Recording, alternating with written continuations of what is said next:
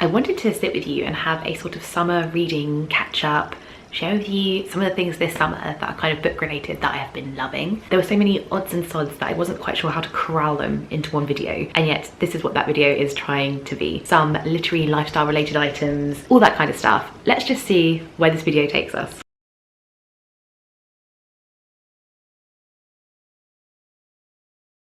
I was really late on the bandwagon with this particular item.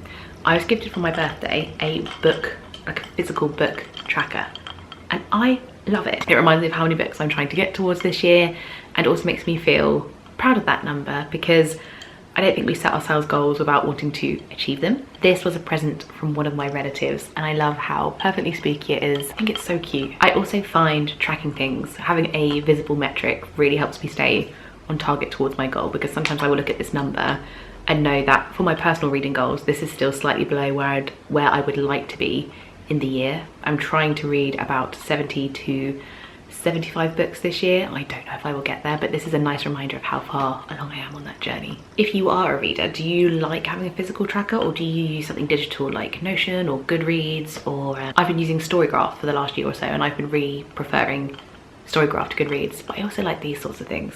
Let me know what you think. Something else I've been enjoying this summer is doing buddy reads with my best friend. So if you watched, I think, my previous video, it was kind of the books that I'd like to read over sort of end of June, July and August. But I also have a second kind of reading challenge for myself, in that my best friend and I sat down and decided which books we're going to work through together. I even made us a little book tracker template in Canva, which I will share with you here. And you can even colour in your ratings. So we've already read the non-fiction biography Strangers by Belle Burden, which we had a lot to talk about, and she said to me she thinks it would be such a good book to bring to like a book group. There's so much you can chat about.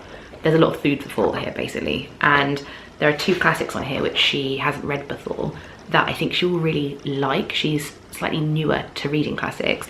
One is the Yellow Wallpaper by Charlotte Perkins Gilman. I think because it's a novella, so often classics get this stigmatism of being heavy or very long-winded, and I think if I can get her on a shorter book and she enjoys it, that will wet her whistle for some slightly longer classics potentially. I hope that's not offensive to her if she's watching this. We're currently on The Correspondent. If you have read this, let me know your thoughts. Do let me know if you enjoyed this. I've also previously read The Bell Jar, but I'm actually looking forward to rereading this because it's been a few years. It's one I studied both at college and we touched on it again in uni, so it's kind of cycled through my life at different ages, and I'm kind of looking forward to reading it at the age I am now. You know how age just brings such a different lens and experience to a text, even if you've read it multiple times before. And then we've got a horror. This is a little bit Tradwife. It's been likened a tiny bit to Yesteryear, but this is more explicitly a horror, I believe. And then we have got towards the end of summer just beach read for like a super summery, easygoing read. And that was also on my summer TBR book to my summer TBR reading this video to get to as well. I don't do a lot of buddy reads, so I've been really excited about the pair of us actually putting our heads together and identifying what we're going to read this summer. I'm also looking forward to some events and talks around Jane Austen this summer. So I live in Jane Austen County and very much grew up with Austen, have loved her all my life. I'm sure I've shared that before. My academic background was in her. My adult work has kind of been adjacent to that sector, and if you're not from the UK, or even if you are, you might not be aware that the Chawton House Museum for Jane Austen's, they run some really good virtual and online events. So even if you're local like me or further afield, you can just attend and log in virtually. And they have book groups, really good discussions, they have different academic talks, an interesting array. I would encourage you to look on their website online. But there's a talk later in the year called Open to Persuasion, and it says join acclaimed Austen scholar Robert Morrison for a talk about his favourite novel Persuasion and what we can learn about the reality of romance. I also am intending to join the virtual book club. It's on the 4th of August, so you can join that online. And this month, I think August, is Persuasion, and I adore Persuasion. I think it might be my favourite Austen. It's hard, isn't it, to try and pick one. But later in the year they also have talks on the Austens in the Navy. So they have curators from the National Maritime presenting a fascinating exploration of maritime histories, Jane's own sailor brothers, and also links to Persuasion, obviously Captain Wentworth. There's another one where they're looking at some of the pieces from the art collections, portrait miniatures. That looks really cute. There's 2 of those actually. I've just seen that they're also doing a Twilight tour later in the year in October. For a Halloween special, join us for a spooky guided tour of Austen's house in celebration of Austen's spoof gothic novel Northanger Abbey. Oh my goodness. I might have to go to that.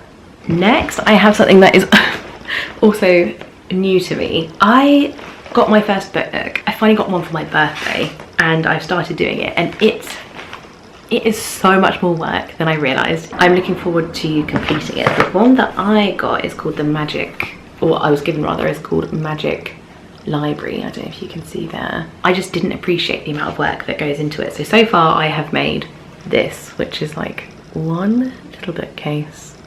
It's taken me forever just to make all these little books and fold all the pages. I'm really enjoying it. It's nice to have something to do with your hands. That's why I love jigsaw puzzles, and also not be sat in front of a screen, podcast on, or some music in the background. I have also realised I'm not very good at following the instructions. So when I first got this, I saw all the sort of bits and pieces and I just thought, I'm going to start cutting everything out and then I'll start piecing it together. And then I realised there's all these tiny annotations that you're meant to pay attention to, obviously, which tells you the numbers of each individual part because they don't have that number written on them. And I got a bit giddy cutting out all the books and getting excited to start putting them together. And then I realised there's an order and each book goes in a particular place. I can't wait for it to be finished and lit up, and then trying to potentially find a little space for it to sit in my shelf somewhere. I try to think where it would look good because there's a lamp right here, but it's meant to light up and glow. So I'm wondering if I put it somewhere further along the room, then it adds more of like some ambience on this back wall maybe. Let me know what you think. The next thing I am looking to do this summer is to donate some books to some free little libraries, or little free libraries, whichever way around that is. But I have some books here that I'm going to unhaul. I just thought I'd quickly share with you what I'm unhauling. This one, I don't know if it's going to fit. So I was gifted this book on Dickens. It's a biography and it's lovely. I've sort of flicked through it. I don't know if I'm actually going to end up reading it. I think there are other biographies of his works that I would be more interested in reading. This is a more lighter kind of overview of his life. This has tons of facsimiles and reproductions within it, and then they fold out into these little pockets, and there's reproductions of documents and books and items relating to Dickens' life. I'm trying to pass on books more freely because this is gorgeous and I know someone will enjoy this particular edition. Next, I have a copy of Sylvia Plath's The Bell Jar. This was accidentally sent to me as a duplicate copy from World of Books, so I am just going to donate that. I was given this mini war poets and anthology. I already have some anthologies of war poetry, so I'm just not going to keep this. That would fit nicely in a free little library. I have The Wax Child by Olga Raven. This is such a lovely hardback edition. I hope this makes someone very happy. I paid full price for this because I'm an idiot, and I also hated this book. I gave it a 1 star, and I think this would be the #1 most disappointing read of the year actually. I have a copy of Authority by Jeff Vandermeer. I was also given a copy of this for my birthday and I bought a copy myself, so I'm going to donate this. I really loved Annihilation that I've only read a month or so ago, and then I finally just have 2 cooking books. My neighbour was chucking a bunch of stuff out and I thought I'm going to go donate these to a free little library because then they'll find a home. I also know by the time I have finished reading some of the books on my summer reading list, there may be a few more donations that I will take with me. So I'm hopeful that I will have probably a couple more to take with me on my Free Little Libraries adventure. Can we talk about reading without talking about tea? And I know we have had, in England especially, the hottest summer ever. It has been horrendous. But for my birthday as well, I was given some teas, and if you love reading books, chances are that you also love a warm tea. And because I'm English, even when it is 34 degrees outside, I still love a hot cup of tea. I was given this really nice Rooibos cocoa and vanilla. It isn't too sweet, it is more warm and caramelly than I would say chocolatey, but very nice. And then I was also given 2 that are by Tea Pigs.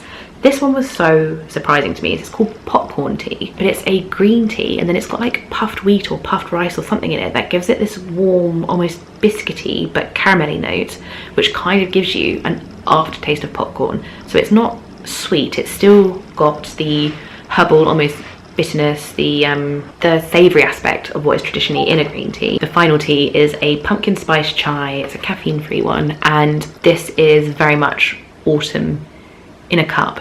I don't find this one to be super fragrant. Other ones that I've tried do seem to have a lot of, is it cardamom or something in it that gives it that extra kick. This isn't like that, and this also isn't spicy. Sometimes with a chai you can get quite a kick of something that's like a gingery, something that gives it like a heat or a warmth.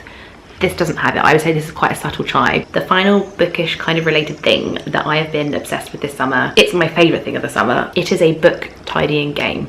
A friend sent it to me and I downloaded it on Steam. Came out this year. It is called Librarian, Tidy Up the Arcane Library. As a book lover, as a former librarian, as someone who loves tidying and organising, this game intersects every single one of my interests. So the premise is pretty much what the title of the game is. You are transported into this giant fantasy library in which every single book has been thrown off the shelves, dumped in piles all around the rooms, down the hallways, up in the windows, and you have to pick through, I think there's 3,000 plus books, and reorganize them and put them back on the shelves. Every book has a specific place, a shelf, a demarcation within the library. So you are kind of, well, you are a fantasy librarian, organizing, curating, cataloging, using the taxonomy and the existing cataloging system within the library to organize it. And I love it. It feels so therapeutic and mindful. As you begin to match and stack and organize the books, your character starts to develop powers that help you find and identify books. It helps you find them quicker, organize them, show you where they're meant to be in advance of where you're going to place them. So it gives you like a help along the way, and you collect these spells and these buffs and you can sort of level them up. It has been my hyperfixation for the last week or so, and it's the reason I've stopped working on my Booknook. And I'd wanted to do a Booknook for a while. I was giddy when I got one for my birthday. I was like, this is going to be me for the next fortnight or so, just sat here making these tiny books, building another fantasy kind of library. And then I got distracted by a virtual one online, and I'm gonna have to turn my camera off now because I will start talking to you about really nerdy, niche specific librarian type stuff that I've been enjoying. So I will end the video here. I hope you enjoyed this slightly more random, slightly disorganized, a little bit of everything slice of life kind of video. These are just some of the things that I have been loving that I think are book related, other book lovers might enjoy, and just giving you a little bit of a sort of summer reading update and what I've been up to. Please do consider like, commenting and subscribing and hyping this video. It would greatly help me, and I hope you're having a bloody lovely summer. I hope you're reading some good books, and I hope to see you again soon. Happy reading.